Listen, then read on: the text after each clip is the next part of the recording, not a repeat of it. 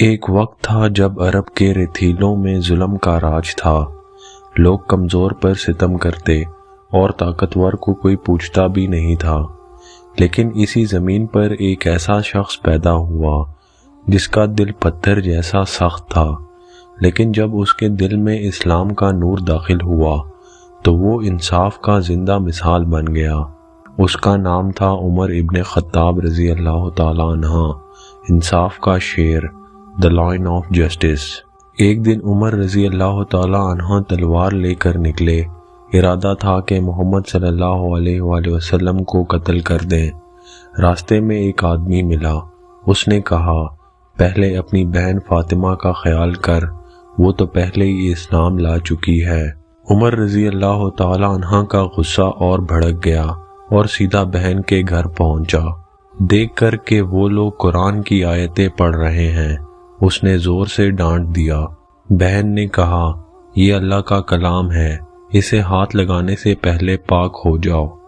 عمر رضی اللہ تعالیٰ عنہ نے وضو کیا اور قرآن کی آیتیں پڑھی۔ طٰہٰ، ہم نے یہ قرآن اس لیے نہیں نازل کیا کہ تو پریشان ہو جائے۔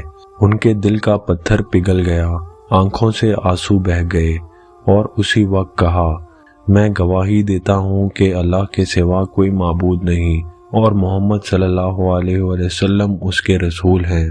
اس دن سے وہ اسلام کے سب سے مضبوط سپاہی بن گئے۔ جب عمر رضی اللہ تعالیٰ عنہ خلیفہ بنے تو ان کے انصاف کے قصے پوری دنیا میں مشہور ہو گئے۔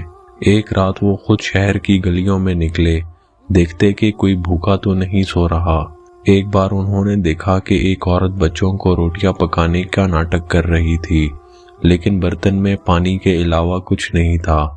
عمر رضی اللہ تعالیٰ عنہ نے ترنت بیت المال سے آٹا اٹھایا، خود اس عورت کے گھر تک لے کر گئے، اور جب اس عورت نے کہا، اللہ عمر کو ہدایت دے، وہ تو ہمارے حال سے بے خبر ہے، تو عمر رضی اللہ تعالیٰ عنہ نے آنسوؤں کے ساتھ کہا، عمر کون ہوتا ہے اگر اس کی رعایا بھوکی سوئے؟ پھر انہوں نے خود چولہا جلا کر بچوں کے لیے روٹیاں پکائی۔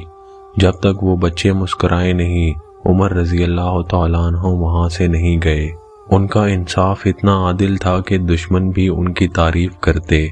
ایک بار ایک یہودی اور ایک مسلمان کے درمیان جھگڑا ہوا۔ جب کیس عمر رضی اللہ تعالیٰ عنہ کے پاس آیا تو انہوں نے قرآن کے حکم کے مطابق فیصلہ کیا، چاہے وہ ان کے اپنے لوگوں کے خلاف ہی کیوں نہ ہو۔ اور لوگ کہتے تھے، عمر کا انصاف ایسا ہے کہ اگر کوئی کتا بھی فرات کے کنارے بھوکا مر گیا تو عمر سے سوال ہوگا۔